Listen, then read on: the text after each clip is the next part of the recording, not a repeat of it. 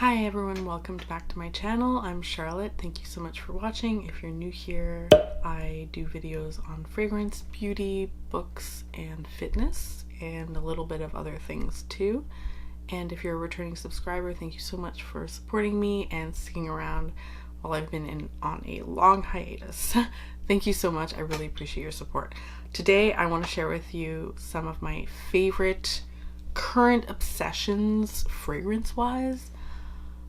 These are the fragrances that amongst my very, very large collection, I just can't stop reaching for. I just keep going back to, and even though I love all my fragrances, these are the ones that I just keep going back to over and over again lately, and I'm just obsessed with them at the moment.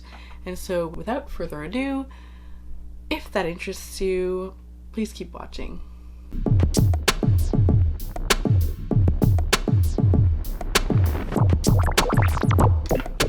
So to start this off, I'm gonna keep the ones that I'm like the most obsessed with at the end. I'm gonna start with this one, which is Ariana Grande's Cloud, and this is a creamy, smooth, fluffy, comforting cloud, like the name, that is often compared to Baccarat Rouge by Francis Kurkdjian. And I have never smelled that one, but I have like at least 3 fragrances that supposedly smell like it. None of them smell like each other, but they all have something similar, which is this airy, sort of fluffy, ozonic quality.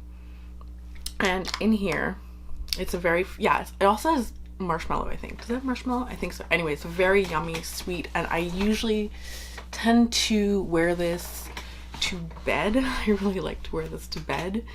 And when I just need like kind of like a pick-me-up, like it's not even with my other perfumes, I kind of like put it on another table and it's just like, it's like my grab and go scent when I need a pick-me-up, and I love it. So good, and it's also really good for layering purposes because it basically goes with all of my scents.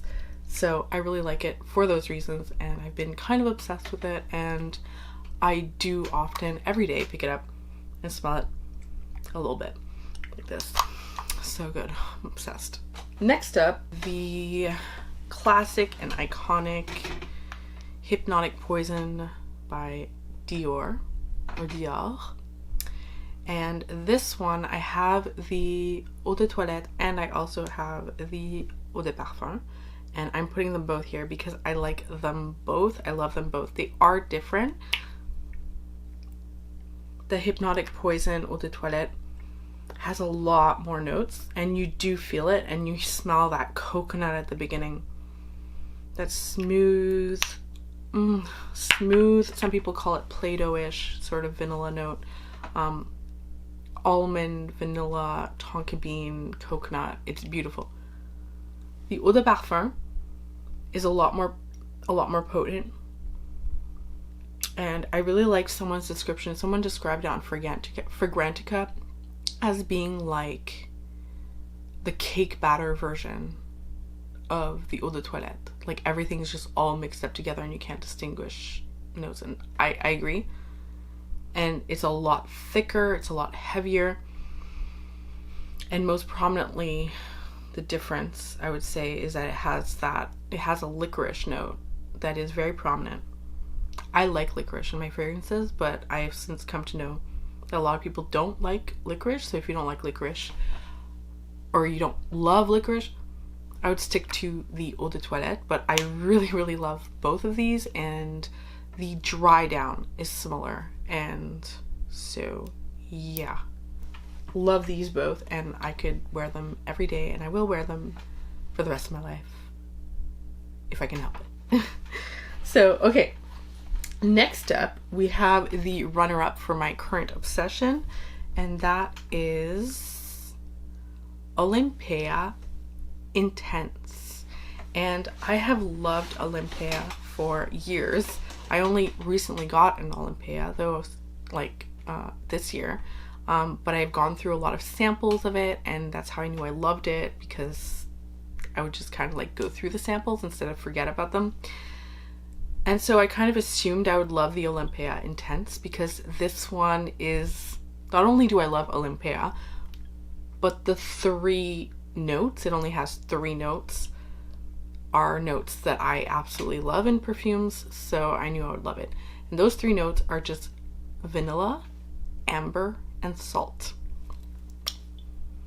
And when I smell this, I literally salivate and like I want to eat it, but I don't at the same time.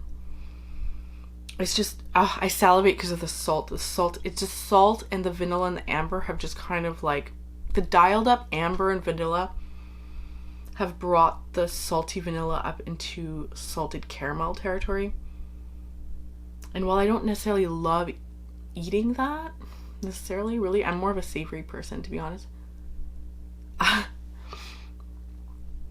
It's so, there's something so beautiful about this, so comforting and sexy and warm and just addictive.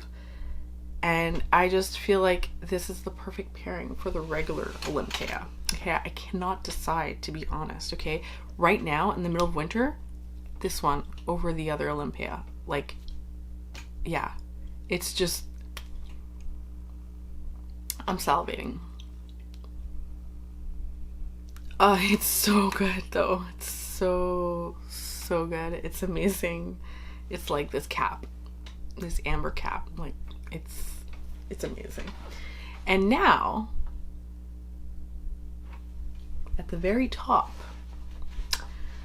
this is probably the fragrance that is the most unique in my collection. Well, unique as in, like, to me it's different from anything else I have, and I love it. I'm obsessed with it. I try not to reach for it too much, because I am both simultaneously scared of, you know, using it up and also of neglecting other fragrances, because I love this one so much. But the truth is, I just love it so much. And that is Zadig and Voltaire's This Is Her, Eau de Parfum pour Elle. And this is a 100ml bottle, and I don't feel like it's enough. And this is just like the creamiest, it's like so creamy. It's the creamiest sandalwood chestnut scent I've ever smelled, and it's amazing. And I actually put 2 scents together as one here, because to be honest, they're very similar. So I have This Is Her, but I also have Just Rock for her. Okay, so yes, that's how obsessed I am. And this is so cute. They go together, so cute. But this one, the main difference, this one has the whipped cream, the chestnut, and the sandalwood. It's just so creamy. It's so addictive. I spray it on my pillows because I'm just obsessed. And the main difference with this one says it has jasmine, woody notes, vanilla, and sandalwood, I think. Might be wrong about that, one part of that. But it has that same beautiful creamy base as the other one. Very distinctive. Like, it's just the Zadig and Voltaire sandalwood, because I haven't smelled that anywhere else. But then it has a very dry, woody opening with the jasmine, which is really beautiful. And to me, it makes it a little bit more like errand suitable.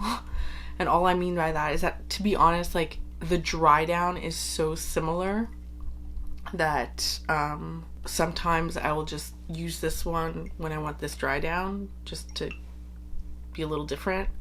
But they're very similar. But this one has that woody jasmine opening, really makes it a little bit more invigorating. This one is just so cuddly. Like, it's not something I'd put on to go and like seize the day. It's like a scent that I'm either gonna put on to cuddle up and read a book, or I'm gonna put on before going out to help me get through the day if I'm having a bad day. Like, it's very comforting, and yeah, I just love it. If I had to have a signature scent, this would maybe take that place. Maybe. So there you go. Those are my current obsessions slash most worn fragrances at the moment. I'm sure it will change. It changes every few months, and I have a lot of fragrances, so I want to rotate them. But right now, these are the ones that I'm the most obsessed with, that I love so much and that feel so me, and that have been really my go-tos in the early winter cocoon period. So thank you so much for watching. I hope you enjoyed this video. If you did, I really hope that you will like the video and maybe even drop a comment down below and let me know any of your thoughts that you had while watching. And I would love to continue a conversation with you down below. Thank you so much for watching. Please subscribe, and until next time, take care. Bye.